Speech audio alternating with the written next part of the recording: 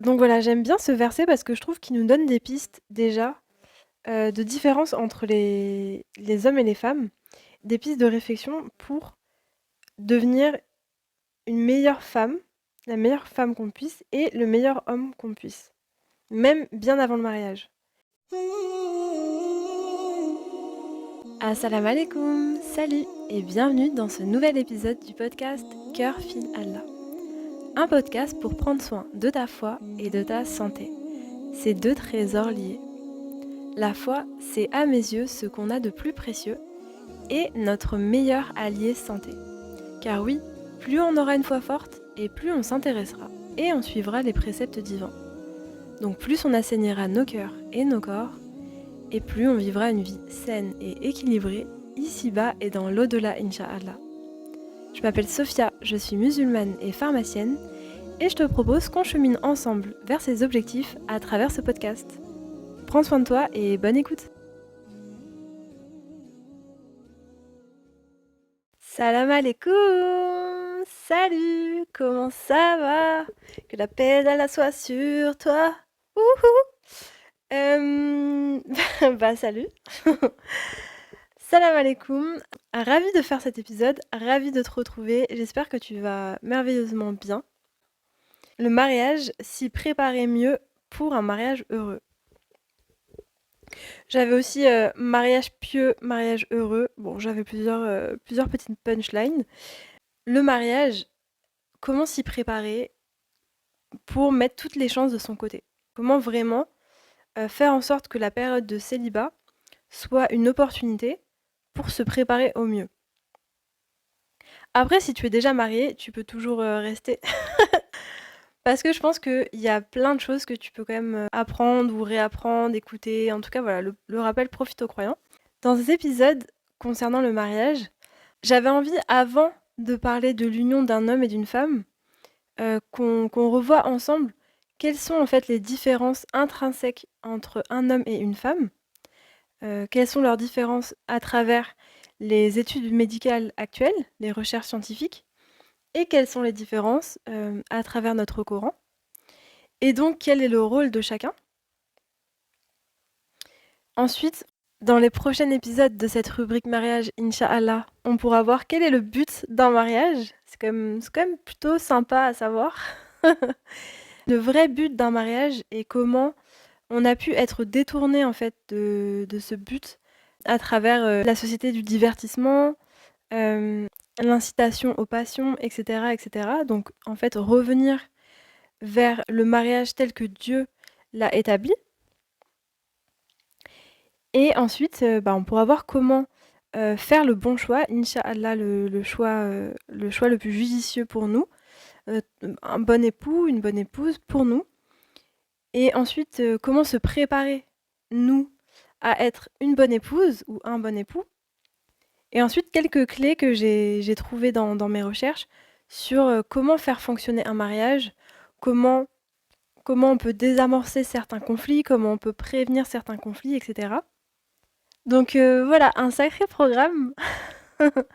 Ça sera évidemment pas exhaustif, mais voilà, je vais essayer de te transmettre ce que j'ai trouvé dans mes recherches. J'espère que ça te sera aussi utile qu'à moi. Je te souhaite une très bonne écoute. On va commencer. Besmele. Sourate 3, versets 35 et 36. Rappelle-toi quand la femme d'Imran, donc la femme d'Imran, c'est la maman de Marie, que Dieu les bénisse, Inch'Allah. Donc rappelle-toi quand la femme d'Imran dit « Seigneur, je t'ai voué en toute exclusivité ce qui est dans mon ventre. Accepte-le donc de moi. C'est toi, certes, l'audient et l'omniscient. » Puis, lorsqu'elle eut accouché, elle dit « Seigneur, voilà que j'ai accouché d'une fille. » Or, Dieu savait mieux ce dont elle avait accouché. Le garçon n'est pas comme la fille. Je l'ai nommée Marie, et je la place, ainsi que sa descendance, sous ta protection contre le diable le banni. Bon, déjà magnifique, machallah. Magnifique qu'on puisse avoir accès à ce genre de conversation et de prière dans le Coran. Et là, ce qui va nous intéresser vraiment, c'est le passage « Dieu savait mieux ce dont elle avait accouché ». Le garçon n'est pas comme la fille. Au niveau scientifique, au niveau médical, biologique, il y a de plus en plus d'articles qui mettent en évidence la différence homme-femme. Même au niveau des zones cérébrales, par exemple, notre cerveau est différent. Le cerveau des hommes est un petit peu plus lourd que le cerveau des femmes et on a des zones cérébrales différentes. Les hommes vont par exemple avoir des zones euh, de la perception sensorielle et de l'activité motrice, donc liées à l'action, plus développées que les femmes. Et les femmes vont avoir des zones de traitement analytique et intuitif, donc ce qui est de la réflexion et de l'intuition, plus prononcées que les hommes. Par exemple, chez les femmes, quand elles écoutent quelqu'un parler, ça allume deux zones cérébrales, ça active deux zones cérébrales, alors que chez l'homme, ça en active qu'une seule. Par contre, les hommes vont avoir une réponse à l'adrénaline, qui est une hormone du coup qui booste, qui va être beaucoup plus marquée et plus rapide. C'est-à-dire que l'action qui suit un pic d'adrénaline chez les hommes est plus rapide que chez les femmes. Une grande question dans la sphère scientifique, c'est souvent est-ce que les caractéristiques d'une personne viennent de l'inné ou de l'acquis? L'inné, c'est ce qu'on a en nous depuis toujours. Et l'acquis, c'est ce qu'on acquiert avec le temps, avec l'expérience de la vie, avec du coup la culture, l'éducation qu'on reçoit, etc. Et on se rend compte qu'en fait, les bébés garçons, même dans le ventre de leur maman, ont un pic hormonal de testostérone. Et ils ont également un autre pic de testostérone dans les premières semaines de leur vie. C'est ce qu'on appelle la mini-puberté. Et donc ça, c'est de l'inné. C'est-à-dire que même avant d'être nés, les garçons, ils ont un petit boost de testostérone. Et la testostérone, c'est quoi? C'est une hormone. Donc les hormones, c'est hyper important. Ça dicte tout plein de choses dans notre vie. Ça peut dicter nos émotions. Ça peut dicter notre système immunitaire. Ça peut dicter tout plein de choses au niveau de notre santé. Et la testostérone, c'est une hormone qui va augmenter la combativité, l'agressivité. Elle augmente également la confiance en soi et la prise de risque. Et on sait que les hommes ont en moyenne 10 fois plus de testostérone que les femmes. Et ça, j'ai trouvé ça drôle, qui diminue la sensation de froid. Donc on dit souvent que les femmes sont frileuses, mais en fait, oui, on ressent plus le froid que les hommes. Et par exemple, la testostérone va diminuer la sensation de douleur. Donc les femmes, on dit oui, les femmes peuvent être douillettes. Bah en fait, oui. On est plus sujette, on est plus sensible. Et d'ailleurs, même dans notre peau, les femmes, on a plus de fibres nerveuses. Donc ça augmente la sensibilité. Donc oui, on est plus sensible. Mais on a plein d'autres différences. Je sais qu'il y a eu un gros débat sur les jouets stéréotypés garçons, entre guillemets, et les jouets stéréotypés filles. Mais il y a des expériences qui ont été faites sur des bébés de 9 mois. Et on voit déjà que à cet âge-là, les filles vont être plus attirées par les jouets dits de filles, entre guillemets. Ça va être des jouets doux. Et les garçons plus attirés par des jouets à roulettes, par exemple, des jouets plutôt qui ont attrait vers l'action. Et c'est drôle, ils ont fait cette expérience sur des singes, et même chez les petits singes, les mâles vont être attirés vers les jouets à roulettes, alors que les bébés singes femelles vont être attirés par les peluches, tout ce qui est doux. Et que les bébés filles vont plus facilement jouer à prendre soin, entre guillemets, et les enfants garçons vont plus jouer à l'aventure. Après, bien sûr, les études scientifiques, c'est toujours des moyennes. Donc là, on parle en moyenne les femmes, en moyenne les hommes. Il y a toujours des exceptions, évidemment, c'est un spectre, c'est pas quelque chose de figé. Et quelque chose que j'ai trouvé intéressant aussi, c'est que les filles, les petites filles qui avaient plus de testostérone en elles que les autres filles, allaient être plus attirées vers les jouets, pareil comme les garçons, vers les jouets de mouvement, les jouets d'aventure, etc. Donc tout ça, ça montre que il y a une réalité biologique derrière nos comportements. C'est pas seulement de, c'est pas seulement de l'acquis, c'est pas seulement de l'éducation. Il y a aussi des choses intrinsèques en nous, comme les hormones par exemple, qui dictent nos comportements. Même dans notre système immunitaire, on voit des grandes différences. Système immunitaire, donc notre système de défense contre les attaques extérieures et intérieures d'ailleurs. Ça a l'air anecdotique comme ça, mais en fait, c'est hyper important. Et on se rend compte dans la sphère scientifique à quel point il y a tout plein de choses qui sont biaisées parce que justement ces différences, elles ont pas été prises en compte jusqu'à maintenant, parce que c'est des choses qu'on découvre de plus en plus là. C'est vraiment d'actualité et on se rend compte par exemple pour les doses des médicaments, bah, les études cliniques, elles sont faites en général sur les hommes et en fait, les femmes et les hommes étant différents, ayant un système immunitaire différent, par exemple, les femmes, elles vont avoir tendance à éliminer, un médicament plus lentement que les hommes.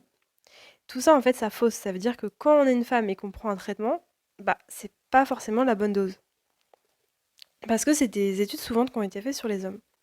Ou qui ont été faites sur les hommes et sur les femmes, mais sans faire de distinction entre les deux, alors que de plus en plus aujourd'hui, on se rend compte qu'il faut faire une distinction. Qu'il faut faire des études cliniques chez les hommes et chez les femmes. En parlant du système immunitaire, les femmes ont un meilleur système immunitaire, en général. Donc elles vont être moins sensibles aux infections, aux virus, aux bactéries. Par contre, leur système immunitaire, il va être trop activé souvent. Enfin, il va être souvent, voilà, trop fort.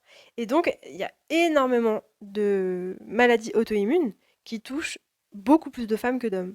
Il y a des maladies, certaines maladies auto-immunes, donc ça veut dire que c'est notre propre système immunitaire qui attaque notre corps. Ça peut toucher 85% des femmes. Le lupus, par exemple, ce genre de maladie auto-immune, c'est beaucoup plus fréquent chez les femmes. Alors que chez les hommes, par exemple, il y a 3 fois plus d'autisme, 10 fois plus de troubles de l'attention, plus de schizophrénie, etc. Donc des différences comme ça, il y en a plein.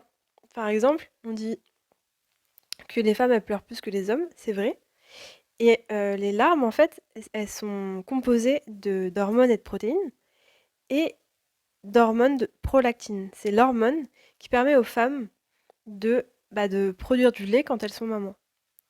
Et donc, bien sûr que les femmes vont plus souvent pleurer que les hommes, parce que les larmes elles-mêmes sont composées d'une hormone qui est beaucoup plus présente chez les femmes que chez les hommes. En parlant des pleurs, mesdames, les hormones, alors oui, les hommes ont plus de testostérone, mais nous, on a des variations tout au long du mois. Pendant notre cycle menstruel, on a des variations incroyables. Ça monte, ça descend, à gauche, à droite. Donc nos émotions, c'est pareil, ça monte, ça descend, nanani, nanana. Beaucoup plus sensibles, beaucoup plus d'émotions tout le temps, alors que les hommes, c'est plus constant. On sait par exemple que les hormones qui sont plus présentes chez les femmes, ça va être les oestrogènes, les progestérones, etc. Et l'œstrogène, c'est une hormone qui va amplifier la réactivité au cortisol, cortisol qui est l'hormone du stress. Et du coup, le fait d'avoir beaucoup d'oestrogène, ça va augmenter la réponse physiologique au stress. Et comme tous les mois, on a un pic d'œstrogène, forcément, on va avoir des moments où on va être plus sujette au stress, plus sensible au stress, et des moments où on sera plus tranquille. Voilà, on a vu quelques-unes des différences biologiques entre les femmes et les hommes. C'est évidemment pas une liste exhaustive, il y en a plein d'autres. Par exemple, les hommes vont faire plus facilement du muscle que la femme. Et une différence qui est quand même assez notoire, le fait que la femme, dans son ventre, va pouvoir abriter, nourrir, faire grandir la race humaine et voilà, va pouvoir mettre au monde un petit baby. Et que ensuite, même une fois qu'elle l'aura mis au monde, ce prana-là, elle va produire sa nourriture et que son lait sera la meilleure nourriture qui soit pour ce petit bébé. Donc, étant donné que Dieu nous a créés ainsi, je ne suis pas choquée qu'il nous a également doté d'autres caractéristiques, comme par exemple voilà, l'écoute, le prendre soin, etc., qui vont en fait avec le fait d'enfanter, de prendre soin d'un petit enfant. Et pareil pour les hommes, ça me choque pas que ils vont avoir plus de facilité à l'action, plus de facilité à prendre du muscle, parce que bah, il faut bien que quelqu'un protège. Quand on est enceinte de 9 mois, on va pas aller courir après le gibier, quoi. Donc voilà. Sourate 4, verset 34. Alors là, on arrive dans le vif du sujet et on arrive dans le picante. Et avant de discuter vraiment du rôle, enfin, de l'homme et de la femme, je voudrais juste faire une petite aparté sur la traduction. Donc je vais te lire juste la première phrase du verset et je vais te lire plusieurs traductions. Et encore une fois, tu vas voir à quel point, en fonction du traducteur, sans un petit parti pris quand même. De toute façon, traduire, c'est trahir, et là, on le sent bien. Donc selon la traduction classique, les hommes ont autorité sur les femmes. Une autre traduction, les hommes ont été faits responsables des femmes. Une autre traduction, les hommes assument les femmes. Une autre traduction, les hommes doivent soutenir les femmes. Une autre traduction, les hommes sont souteneurs des droits et source de stabilité des femmes. Donc là, on passe de les hommes ont autorité à les hommes doivent soutenir les femmes et sont source de stabilité pour les femmes. C'est pas la même nuance quand même. Et plus loin dans le verset, bon là c'est carrément, franchement c'est dramatique. Plus loin dans le verset, il nous dit, donc selon la traduction encore une fois, quant aux femmes dont vous craignez la désobéissance, exhortez-les, éloignez-vous d'elles dans leur lit et frappez-les. Donc ça, d'accord, ok. Ça c'est la traduction classique, on va dire. Bon, MDR. Selon une autre traduction, enfin en fait, toutes les autres traductions, c'est quant à celles dont vous craignez l'hostilité, exhortez-les, faites-les à part et éloignez-vous d'elles. Une autre. Quant aux femmes dont vous craignez la désertion, alors vous les conseillerez, abandonnerez dans la chambre à coucher et vous vous en séparerez. Une autre. Et celles dont vous appréhendez leur rébellion, alors exhortez-les, puis délaissez-les dans le lit conjugal, et enfin délivrez-les de leur engagement, laissez-leur libre cours. Donc on voit vraiment entre frappez-les et délivrez-les, bon, autant dire qu'il y a quand même une petite nuance, il y a quand même toute son importance. Donc encore une fois, attention à la traduction. Je pense que c'est important de s'intéresser à sa religion et d'apprendre. Petit conseil, quand vous voyez quelque chose dans le Coran qui vous choque, allez chercher d'autres traductions, allez chercher peut-être à la racine du mot, etc. Parce que en général, bah, souvent vous trouvez une réponse qui en fait effectivement n'était pas. En fait, ce qui vous a choqué, c'est que ça allait pas, quoi. C'est que c'était pas ça, c'était pas la bonne traduction. Ok, bon, j'ai fait un peu un aparté, mais je trouve ça quand même important de le souligner parce que c'est dans le verset que je vais utiliser. Donc, les hommes doivent soutenir les femmes. En réalité, le terme, c'est les hommes sont kawam envers les femmes. Ça, c'est le terme en arabe, le mot qu'a utilisé Allah. Donc, qu'est-ce que veut dire kawam? Il y a donc la sœur qui fait le podcast Coran de mon cœur. C'est une médecin et elle est prof de Coran. Et elle a fait un podcast entier sur ça, donc je t'invite à aller voir. Moi, ça va être juste un petit résumé. Donc, qu'est-ce que signifie kawam? Kawam, ça veut dire une personne qui détient une responsabilité, qui a la charge, qui gère quelque chose,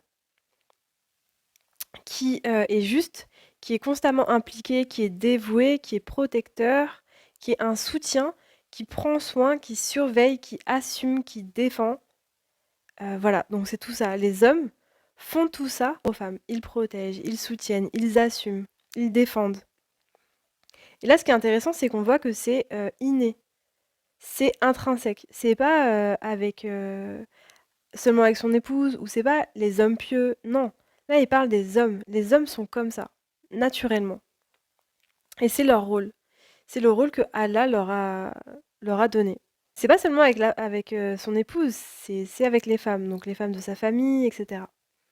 Ça, c'est super important parce que du coup, même avant le mariage, si tu as un frère et que tu n'es pas encore marié, tu peux déjà mettre en pratique ce rôle que Allah t'a donné.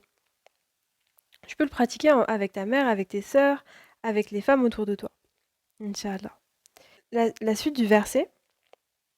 Donc les hommes sont kawam envers les femmes, avec ce que Dieu leur a accordé, ce que Dieu a favorisé les uns par rapport aux autres, et ce dont ils dépensent de leurs biens.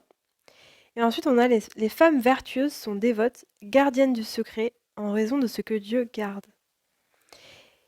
Et là, encore une fois, en fonction de la traduction, donc la traduction, la première là, lui nous dit les femmes vertueuses sont obéissantes, entre parenthèses, à leur mari. Alors que dans toutes les traductions, on voit que c'est pas ça. Là, en l'occurrence, on ne nous parle pas d'être obéissante envers notre mari, on nous parle d'être obéissantes envers Allah. On dit que les femmes vertueuses, donc c'est les femmes saliha. Encore une fois, je t'invite à aller voir le podcast de Coran de mon cœur si ça t'intéresse. Elle va plus dans le détail sur ces termes-là. Et donc la femme vertueuse, la saliha, c'est le fait de réparer, d'être intègre, d'arranger, d'ajuster, de bien faire, de réconcilier, de faire le bien, de restaurer la paix et de mettre en valeur. Donc la femme vertueuse, elle fait tout ça. Elle est soumise à son Seigneur et elle est gardienne du secret, gardienne du mystère. Et ça, je trouve ça trop beau parce que c'est aussi quelque chose qu'on peut mettre en application bien avant le mariage. Par contre, c'est pas quelque chose qui est forcément intrinsèque. Autant les hommes sont kawam, les hommes sont comme ça. Là, Allah nous dit, les femmes vertueuses sont obéissantes à Allah, soumises à Allah, gardiennes du secret. Donc c'est pas forcément quelque chose qui est intrinsèque, quelque chose qui peut se travailler. Et gardienne du secret, gardienne du mystère. Je trouve ça intéressant parce que déjà en tant que femme, on peut réfléchir à qu'est-ce que c'est pour nous que le secret, que le mystère de la femme. Est-ce que c'est notre beauté? Est-ce que c'est les secrets qu'on nous donne, qu'on nous raconte? Je pense que c'est intéressant de réfléchir à ça. Donc voilà, j'aime bien ce verset parce que je trouve qu'il nous donne des pistes déjà de différence entre les hommes et les femmes et des pistes de réflexion pour devenir une meilleure femme, la meilleure femme qu'on puisse et le meilleur homme qu'on puisse, même bien avant le mariage. Donc on a vu certaines différences biologiques entre les hommes et les femmes. C'est pas exhaustif, mais c'était quelques-unes. On a vu également avec ce verset que Dieu attend des choses différentes de nous. Les hommes, ça va être de prendre soin, d'assumer, de gérer, de défendre. Et la femme, ça va être d'être soumise à Allah, de mettre en valeur, de réconcilier, de garder le secret. Donc si certaines personnes veulent parler d'autorité ou d'obéissance, pourquoi pas? Mais c'est certainement pas une autorité forcée sur la femme ou une obéissance forcée de la femme. En tout cas, pas dans le Coran. C'est pas ce que Dieu a voulu nous dire. Mais qu'un homme, Kawam, un homme qui se comporte comme ça, ait une autorité naturelle, ça me semble logique. Une autorité qui découle du respect qu'on peut avoir pour cette personne. Et l'obéissance, pareil, face à un homme qui se comporte ainsi avec nous, je pense qu'on va avoir une obéissance naturelle parce qu'on sait que c'est ce qu'il y a de mieux à faire pour nous. C'est une obéissance qui découle du respect, de la reconnaissance et surtout de la confiance. Notre but, c'est le même, c'est d'aller au paradis. Mais on a des différences. Et ces différences, elles sont magnifiques. En fait, on est complémentaires. Je pense en tant que femme, on doit embrasser notre féminité, l'accepter et la sublimer, tout en respectant la masculinité de l'homme. Et l'homme, pareil, il doit embrasser sa masculinité, avec ce que ça comporte, ce que Dieu attend de lui, tout en respectant la féminité de la femme. Et ça, malheureusement, ça n'a pas toujours été le cas, et ça ne l'est pas encore forcément partout. J'ai l'impression que de tout temps et de tous horizons, l'homme, parfois, veut réprimer la femme, veut oppresser la femme. Et, et souvent, on a cette image de... Enfin, en tout cas, les personnes françaises ont cette image de l'islam réprime la femme, oppresse la femme, alors que pas du tout. Pas du tout, au contraire. Je trouve que l'islam met en valeur la féminité. Et il faut rappeler qu'il y a 80 ans, en France, on n'avait pas le droit de vote. Les femmes n'avaient pas le droit de vote. Ma grand-mère ne pouvait pas voter à l'époque. Et pareil, le droit de gérer notre propre argent, d'avoir un compte en banque et de gérer librement notre argent, de travailler, etc., sans forcément l'autorisation du mari, etc., ça date de 60 ans. Nos grands-parents ne pouvaient, nos grands-mères ne pouvaient pas en France, il y a 60 ans, avoir leur propre compte bancaire, leur propre accès à leur propre argent, etc. C'est quand même incroyable. Alors que il y a 1400 ans, bien sûr que les femmes, à l'époque du prophète, bien sûr que les femmes avaient le droit de travailler, bien sûr que les femmes avaient leur propre argent. Il suffit de voir Khadija, la première épouse du prophète. C'était une femme d'affaires. C'est une femme qui travaillait, qui faisait ses propres affaires, et c'était une commerçante. C'était une PDG, hein, elle était très riche. Et elle a épousé le prophète, c'était une femme qui était plus âgée que lui. c'était une femme qui avait été mariée par 2 fois avant.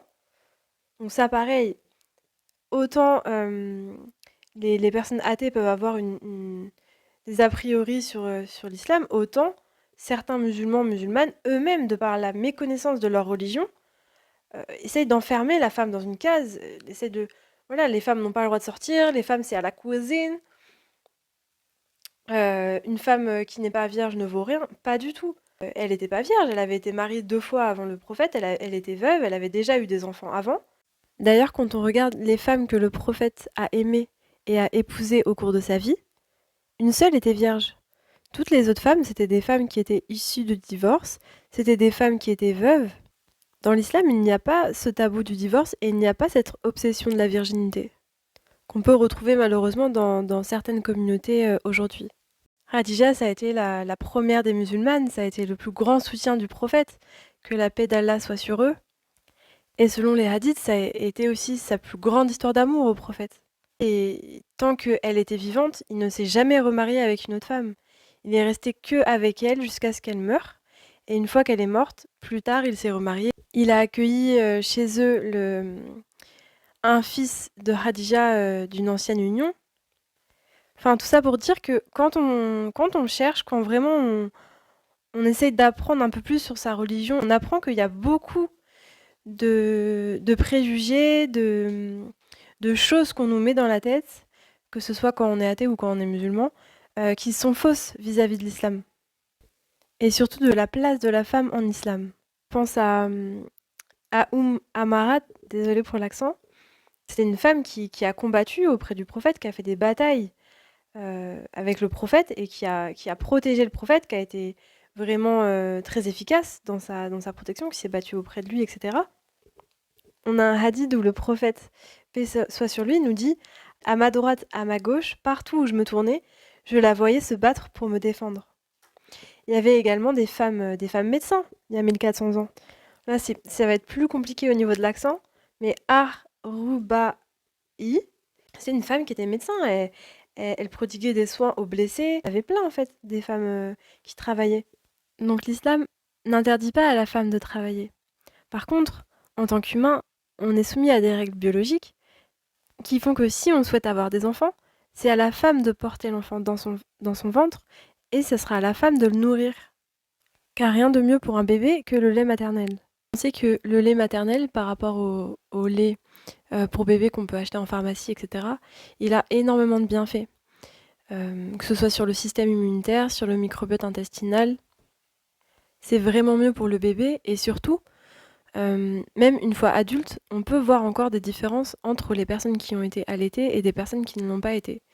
On voit justement que les personnes qui n'ont pas été allaitées, par exemple, vont être plus sensibles à certaines infections, vont avoir un microbiote intestinal un peu moins fort, une immunité un peu moins forte, etc. Donc globalement, une moins bonne santé que les enfants qui ont été allaités. Ensuite, pour les femmes qui travaillent, mais qui souhaitent quand même allaiter, il y a ce qu'on appelle les tire-laits, donc les femmes retournent au travail, tirent leur lait au travail, mettent le lait dans le biberon et quand elles retrouvent l'enfant ou alors le père, etc., donnent le biberon à l'enfant. Donc oui, il y a des bienfaits, les bienfaits du lait maternel. Par contre, c'est quand même moins bien pour l'enfant que de téter directement à sa mère, parce qu'il y a tout le microbiote cutané qui passe de la mère à l'enfant lors de l'allaitement. Il y a également une diminution du stress avec le côté réconfortant de la maman, de la chaleur, du contact, du câlin. Et le fait de téter, ça va par exemple aider l'enfant à développer ses muscles de sa bouche et de la mâchoire. L'allaitement est d'ailleurs mieux pour la femme également, en général. Subhanallah, l'allaitement, ça va permettre à la femme une meilleure récupération après l'accouchement, que ce soit au niveau gynécologique ou par exemple perdre du poids plus rapidement après le poids pris pendant la grossesse. Ça va réduire certains risques de maladies. Ça libère des hormones comme l'ocytocine, par exemple, qui est l'hormone de l'attachement, donc qui permet à l'enfant et à la mère de s'attacher. Et également, c'est une hormone qui relaxe et qui va réduire le stress. Dieu nous explique qu'un allaitement entier dure 2 ans. Sourate 2, verset 233. Les mères allaiteront leurs enfants 2 années complètes pour ceux qui veulent compléter l'allaitement, que ce soit de la mère ou d'une nourrice. Et l'OMS, donc l'Organisation mondiale de la santé, nous dit également qu'un allaitement complet doit durer 2 ans pour qu'il y ait tous les bienfaits reçus par le bébé. Et sachant que le congé maternité en France, c'est de quelques mois, donc c'est compliqué. Si en tant que femme, on est contrainte à travailler, comment on fait pour prendre soin de notre bébé à temps plein? Donc l'islam donne cette liberté à la femme. Elle peut travailler, elle en a le droit, mais ramener de l'argent à la maison, ce n'est pas de sa responsabilité. Alhamdoulilah, heureusement que Dieu a donné aux hommes la responsabilité financière, la gestion, la responsabilité de nous soutenir. Pour moi, c'est pas du tout un enfermement, au contraire. C'est ça aussi que d'embrasser sa féminité et de respecter la masculinité, et pour les hommes, d'embrasser sa masculinité et de respecter la féminité. Je pense que c'est important de comprendre que l'islam n'oppresse pas les femmes. Il y a des hommes qui oppressent des femmes partout dans le monde, que ce soit avant ou aujourd'hui. Il y a des hommes athées qui oppressent les femmes, et il y a des hommes musulmans qui oppressent les femmes également, faut pas se le cacher. Je pense que de tout temps et de tout horizon, les hommes essayent de contrôler les femmes, de mettre en place des sociétés, etc. C'est pas forcément mieux aujourd'hui en France. Sous couvert de liberté de la femme, etc., il y a aussi plein de dérives. Donc je pense en tant que musulman, musulmane, faut pas qu'on se laisse déborder par tout ça, faut pas qu'on se laisse entraîner et qu'on revienne toujours à notre base. Notre base à nous, c'est l'islam. Que nous dit Dieu? Que nous dit Allah? Qu'est-ce qu'un homme? Qu'est-ce qu'une femme? Quelles sont nos responsabilités? Quels sont nos atouts? Quels sont nos rôles? Comment lui plaire? Comment accéder au paradis, Inch'Allah? Dans tous les cas, en tant qu'humain, on sera soumis à des règles. On est soumis à des règles anatomiques, on est soumis à des règles biologiques aussi, comme on a pu voir tout à l'heure. Soit on sera soumis aux règles de la société dans laquelle on évolue à cet instant T, des règles qui ont été mises en place et réfléchies par des hommes, soit on est soumis et on écoute les règles divines que Allah a mis en place il y a plus de 1400 ans, avec toute sa sagesse et toute la connaissance de sa créature. Merci d'avoir écouté jusqu'à maintenant. On se retrouve dans 2 semaines, Inch'Allah, pour continuer cette petite rubrique sur le mariage et la préparation au mariage. Dans ces prochains épisodes, on verra, Inch'Allah, quel est le but d'un mariage, quelques causes qu'on peut faire pour se marier, comment choisir un bon époux, une bonne épouse, et enfin, comment mettre toutes les chances de son côté pour que le mariage fonctionne à merveille. Inch'Allah. Rien que ça. J'espère que l'épisode t'a été utile et agréable. Si c'est le cas, n'hésite pas à me laisser un petit commentaire, un petit 5 étoiles sur ta plateforme d'écoute. Et je voulais juste faire un gros big up. En fait, il y a des pays qui m'écoutent plus que d'autres. Et il y a des pays, je pensais pas en fait que j'allais être écoutée dans ces pays. Subhanallah, c'est vraiment intéressant de voir les possibilités qu'Internet offre. Je pense par exemple à la Côte d'Ivoire. J'ai beaucoup d'écoutes là-bas. La Guinée, le Mali, le Sénégal. Ah, le Sénégal, il y en a beaucoup aussi des écoutes qui viennent de là-bas. Algérie, quelques-unes. Mali, je sais pas si je l'ai dit. Burkina Faso, Ghana. C'est hyper... Bon, la France, évidemment. Ça me fait super plaisir. Donc voilà, n'hésite pas à me dire dans les commentaires d'où tu viens, Inch'Allah, et d'où tu m'écoutes. Ça me ferait hyper plaisir. Merci, je te souhaite tout le bonheur. Que Dieu te garde, que Dieu te guide. Que Dieu te bénisse, toi et ta famille, ainsi que tes proches. Que Dieu te facilite dans tes épreuves. Et nous accorde à tous, Inch'Allah, les plus hauts degrés du paradis. Prends bien soin de toi et à bientôt, Inch'Allah. Salam alaikum.